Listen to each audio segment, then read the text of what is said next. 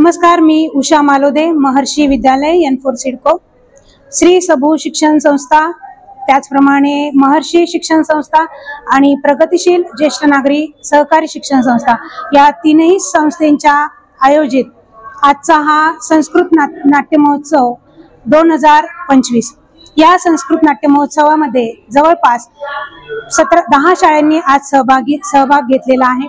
सकाळी 9:30 पासून तर आतापर्यंत यामध्ये विविध प्रकारचे नाटिका सादरीकरण अगदी उत्साहात आणि जोरात झालेले आहेत।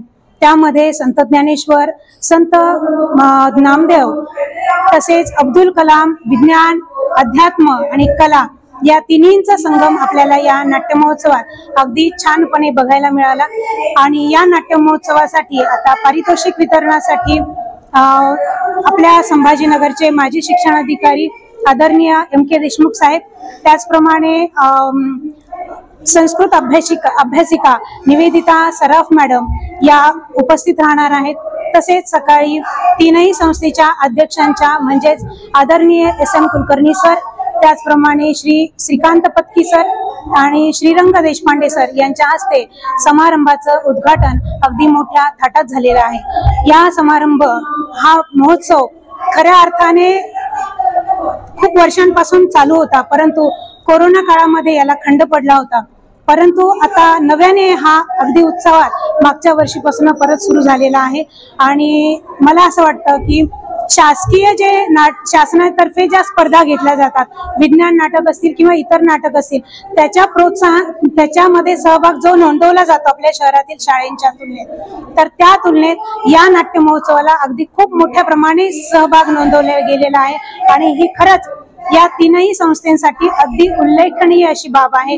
आणि हा प्रतिसाद, हे प्रोत्साहन सर्वांचं कायम जर राहिलं तर ही जी काही आहे चालू झालेला संस्कृत नाट्य महोत्सव तो अगदी शेवटपर्यंत आम्ही नेण्याचा प्रयत्न करू। सगळ्यांच्या सहकार्याबद्दल खूप खूप धन्यवाद।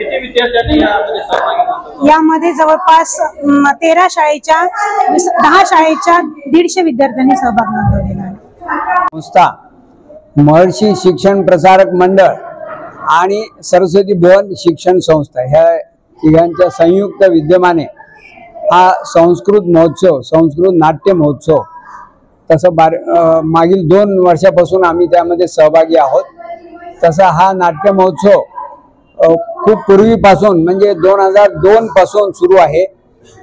वेगवेगळ्या संस्था जसं SBOA स्कूल आहे आणि बाकी संस्कृत भारती आहे, संस्कार भारती, अशा वेगवेगळ्या संस्था सुद्धा यामध्ये सहभागी होत्या पूर्वी। आता सध्या मागच्या वर्षी या महोत्सवामध्ये 17 संघांनी सहभाग घेतला होता आणि यावर्षी 12 संघांनी सहभाग घेतलेला आहे। आत्ताच आपण त्यांचं सादरीकरण पाहिलेलं आहे। आता यानंतर बक्षीस वितरण समारंभ होईल। नमस्कार, मी सतीश वेद, प्रगतिशील ज्येष्ठ नागरिक संस्थेतर्फे आम्ही रिप्रेझेंट करतोय।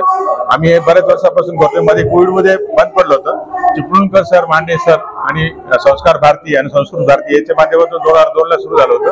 पण मध्यंतरी कोविडमुळे काही काळ 2 वर्ष बंद केलं होतं। आम्ही 2 वर्षापासून आता हे 2रं वर्ष आहे कोविड नंतरचं, आपण परत हे चालू केलेलं आहे आणि खूप चांगला रिस्पॉन्स मिळतो। मुलांना यातून बरंच शिकायला मिळतं। संस्कृती जी आहे आपली, ते नाटकाद्वारे पूर्वी जी होती भरतमुनींनी केलेली होती, तर ती परत पुनर्जीवित केलेली आहे आपण। आणि त्यामुळे तुम्ही बघताच आहात मुलांनी किती सुंदर सादरीकरण केलेलं आहे। आज सुद्धा 12-13 शाळा आलेल्या आहेत, 150-200 महिनाभर प्रॅक्टिस करतात आणि खूप सुंदर सादरीकरण करतात। अगदी पुढे आमचे विचार आहे की याच्यातून शॉर्ट फिल्म वगैरे तयार करून आणि मुलांना, आपल्या मराठवाड्याच्या मुलांना बाहेर, कारण संस्कृतचा पिक्चर नाही, मागच्या वेळेस आम्ही केलं होतं तर ते प्रमुख पाहुणे म्हणून कदम सर आले होते, शिव कदम सर MGMचे, त्यांनी प्रॉमिस केलंय आपण छोटी शॉर्ट फिल्म करू किंवा फिल्म करू एक संस्कृतची। तसाही आमचा पुढे विचार आहे आणि मुलांना याच्यातून पुढे अगदी राष्ट्रीय आंतरराष्ट्रीय स्तरावर जाता येईल आणि संस्कृतचं जे मान आहे तो नाटकात सुद्धा आहे आणि किती सुंदर सादरीकरण करता येतं। सध्याचे विषय सुद्धा संस्कृत मध्ये योग्य पद्धतीने मांडता येतात, हे याच्यातून दिसून आलेलं आहे। आणि आज तुम्ही बघताय अगदी प्रचंड गर्दी आहे, प्रेक्षक आज सकाळी 8:30 पासून सुरू झालेले, अजून सगळे आहेत स्थान। आपण आता थोड्या वेळात बक्षीस वितरण होणार आहे, त्याला पण तुम्ही हजर राहा, बघू शकता।